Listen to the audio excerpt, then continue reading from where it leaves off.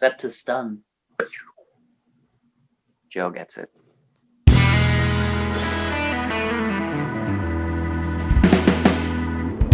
What's up, everybody? Welcome back to Listography. Jason, Joe, and Krams are here. Songs of the Year series. We're up to 1961 now. I thought it was a great year. Texting with these guys. I know Joe disagrees, but yeah, I thought there were a lot of good songs this year. I guess we can jump right into it pretty much, unless you guys have anything to add. We are doing 5 picks from the Hot 100. Any song that charted on that chart during any part of the year is eligible. Then we do 5 more wildcard picks that can have also charted or can be deep cuts, album cuts, B-sides, anything.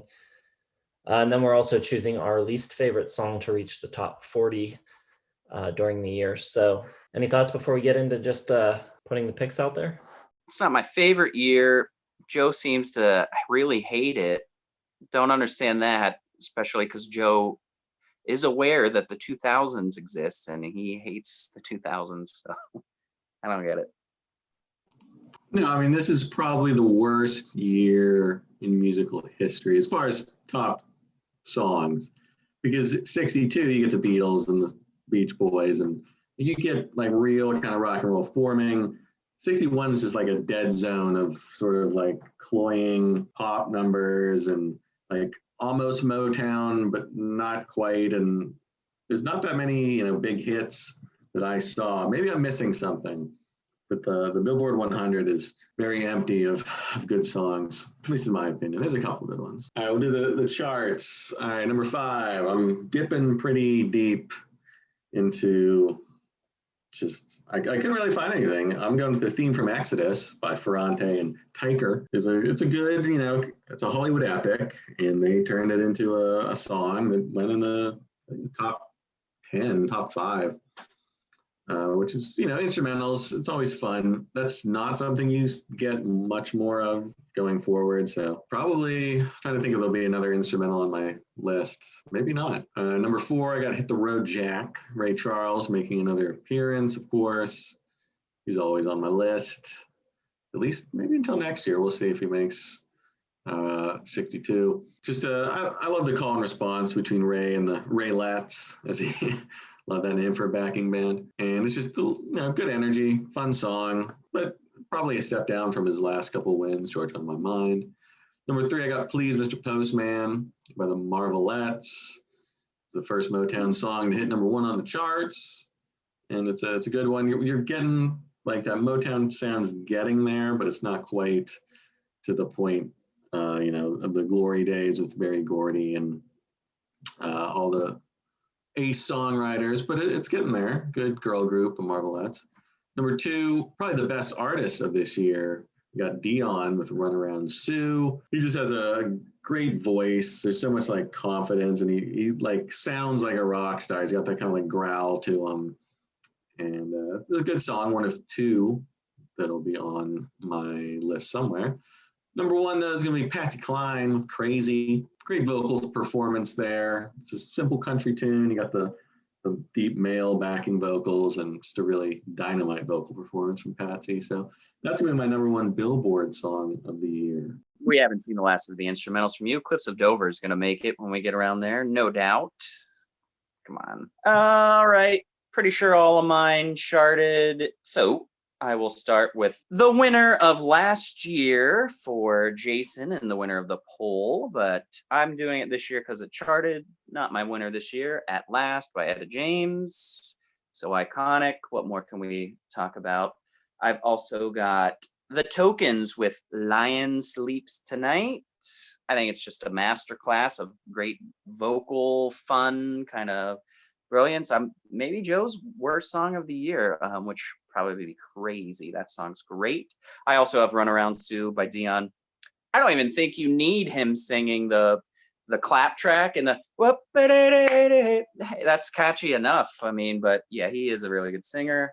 Also got Mama Said by the Shirelles. Really catchy, something really heartwarming about the idea of, a mother or father giving comfort and easing a young child over some heartache. Done with some classic 50s, 60s sweet pop perkiness. And then finally, I'm going to go with Barbara Ann by the Regents. Ba ba ba ba ba.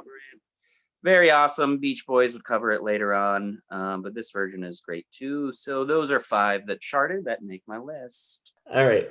For my charting songs, I got a couple that I found this week that I wasn't really familiar with before that I actually just fell in love with. One of those being In Between Tears by Lenny Miles. It was on Scepter Records. I don't really know much about this guy. He's from Houston. I saw it listed as Northern Soul, which I thought had to come from Northern England. So I don't really know what this guy is, but this song is amazing. The strings on it are incredible. It's got a really awesome pre-chorus, and I just love the vocals on it. Great song. If anyone knows more about this guy, let me know down in the comments. Also have got Crying by Roy Orbison. I love the little tom beats in the verses and the melody in the chorus that kind of ping pongs back and forth. Crying is great. I Don't Want to Cry by Chuck Jackson. Amazing track, written by Luther Dixon and Chuck Jackson, arranged by Carole King. The arrangement is amazing. Great orchestration on it, great piano. There's kind of like a call and response almost between the vocals and the band during the chorus. It's just a killer track. I also have Runaround Sue on my list. Great doo-wop track, but it's kind of rocked up a little bit. Kind of starting to see that doo-wop sound transition into some heavier sounds.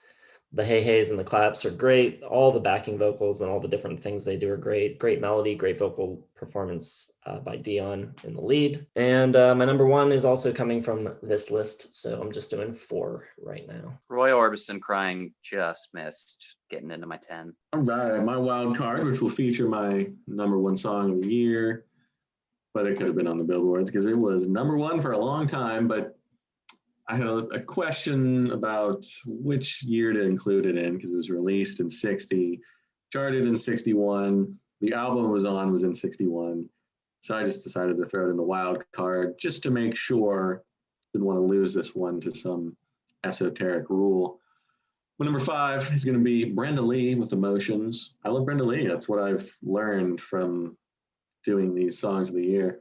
She was still a teenager at the time, which is incredible because her voice is so mature and like powerful. So this might be the last time we see Brenda on my list. Number 4, I got The Wanderer by Dion, another Dion track. He was on fire in 1961. You get those, he just sounds like a bad boy. Like I just like want to be friends with him and like, oh, Dion, yeah, he's the coolest. Yeah, he sounds like a badass. I'm sorry. And that's rare for this era of music. Number 3, I'm gonna go with Floyd Kramer, On the Rebound. Great piano. Really kind of hear like later 70s artists kind of taking this sound. He was a big session guy, but he also was popular enough to do his own solo work, and it's a really fun track. Number 2, I'm gonna dip into Jason's territory with this one. I got Above and Beyond from Buck Owens. Just a great song. I love the vocal lift when he sings Love.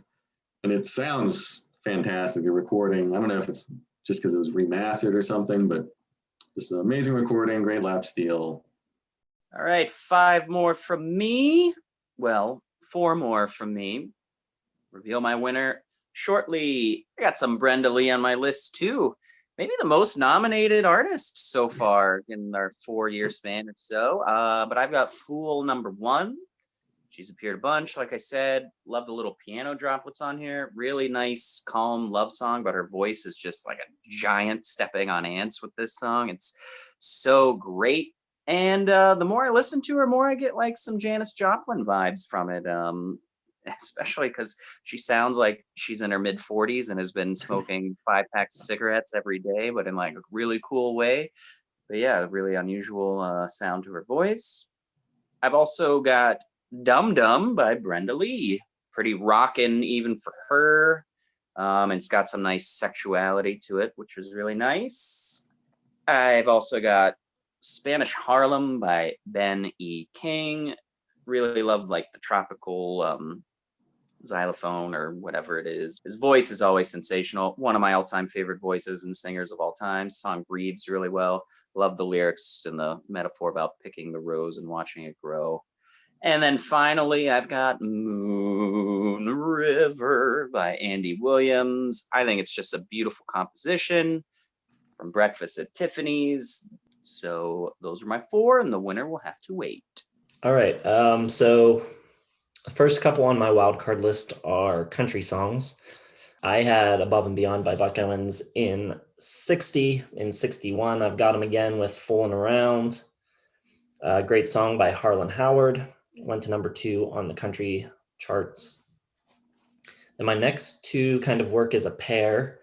I've got Hello Walls by Farron Young. And I also have Crazy by Patsy Cline. Both songs written by Willie Nelson.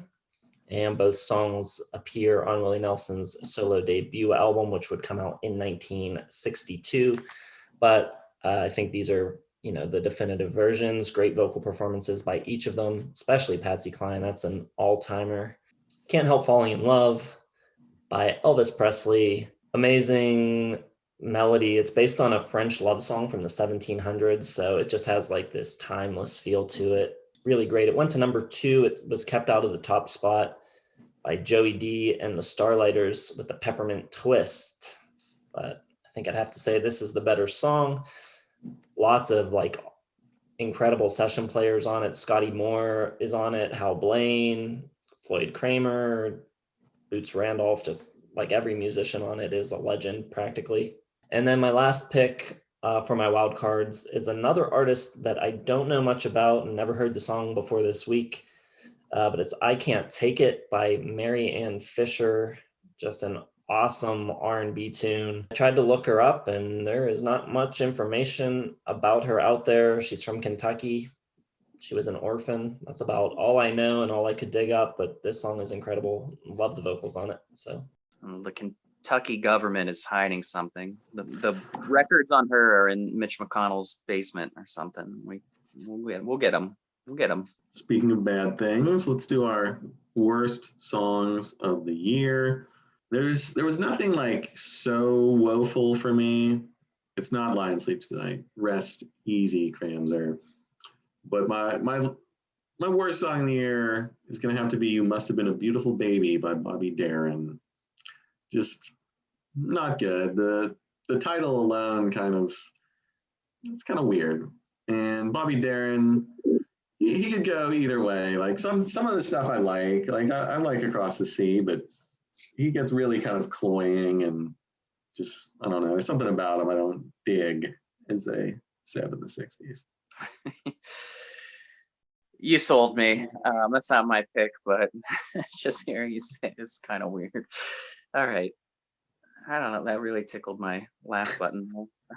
It's kind of weird. All right. Mine is Bobby V with Rubber Ball. Really, really friggin' dumb. I feel like this is just, it's too early 50s instead of early 60s. Talking about, getting jerked around in a relationship like a rubber ball. Oh, how clever. It's just like most of these like sweet, like romantic, like pop songs, or for like the high school age ones. This one's for like 9-year-olds. Just like when the backup vocals go bouncy, bouncy, it's like, it's so stupid. Screw this song. It's a lot worse now that I'm talking about it. Rubber Ball by Bobby V. Go to hell.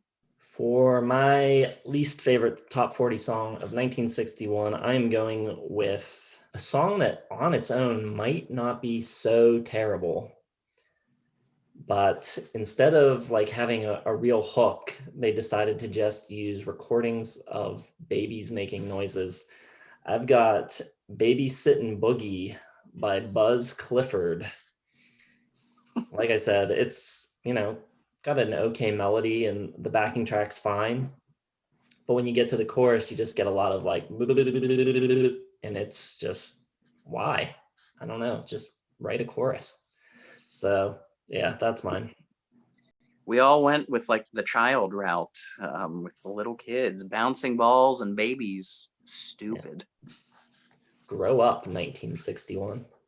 Honest to God, for God's sakes. Song of the year time. What do you guys got? My song of the year was number one for quite many a week. It was a harbinger of things to come. It was his first big hit. And of course, I'm referring to Shop Around by The Miracles. It's a great song. It's perfectly written. It's clever. It has huge hooks just all throughout. Smokey's voice. And you can just tell he's going to be a star just as soon as you hear him talk, kind of talk at the beginning. Then he gets into it. And just, it really kind of set the template for a lot of the Motown sound. Smokey became one of the guys. He was one of the few people who wrote his own songs. He wrote songs for everybody else. He was a big hit maker along with the rest of the Motown writers, but he was really the only one who was really contributing to his own band and writing his own songs, performing with that voice. So he's a double, if not triple threat, and Shop Around, just a really good song. One of the first true Motown songs. And yeah, a good sign of things to come. Things would get better. Can't all be crap from 1961. My winner is going to be Stand By Me by Benny King. It's just an absolutely beautiful, touching song. Little things about the song, the little triangle hit after the boom, boom, it's great. He sounds great. I always, like I talked about before, love the way they record his voice. I don't think anyone's doing the strings in songs as well as Benny King and or the Drifters right now. It's a fabulous song. Gets stuck in your head, but in a good way. It's great. I don't know what else to say about it, but it's got to be my number one by a landslide. And I believe the score right now is me with 2, Jason with 2, and Joe with 1 for our Song of the Year wins. Yeah, I can't believe Georgia on My Mind got third last time. It really shows weakness in the listography commenters, viewers. See that, everybody? You call him the man of the people, and he turns on you immediately. You want someone consistent like me or Jason who are true to ourselves. But that was a loaded year. I mean, Georgia on My Mind, great. That all 3 of those were just stacked. I think this is going to be a tough competition too with these 3. And this might be the first time that all 3 of our winners were totally absent from the other people's lists. Yeah. Okay. My winner is Runaway by Del Shannon. And I love every single thing about it. I love the guitar intro. I love when the tinkling kind of piano comes in. His vocals on it are awesome. I love the shift from the verses to the chorus and that little change up when he really adds that kind of grit to his voice when he sings I'm a Walkin' in the Rain. Tears Are Falling, and then he switches to the high falsettos when he sings why and Wonder. Every single part of the song is a hook, and it is so catchy. The organ solo is awesome. Just everything. I think it's one of the most perfect early rock and roll songs that there is. Probably of my 4 winners so far, probably my favorite. Love it. Wow, I don't like that song at all. I'm surprised you like it as much as you do. I like Stand By Me, but I've heard it too many times. It lost its magic. Speaking of rock and roll, when listening to this, I was just thinking about how crazy it is, how different the music landscape will be in just 6 years. 68 compared to 62, it seems like it's 50 years into the future. So bizarre to me. You get those steps in 65 and 66, but by 68, 69 with hard rock and psychedelic stuff going on, it's has there ever been a shift from the beginning of a decade to the end like this one? It's ridiculous. A total renaissance. I can't wait to get there. I'm tired of this doo-wop crap. All right, well, go vote. Remember, we have the poll on our website. There will be a link in the description. You can choose your favorite of our 3 winners. And you can also check out playlists featuring all of our picks. And yeah, leave your picks down in the comments, subscribe, hit the like button, hit the bell for notifications, and we will see you in the next one. Thanks for watching.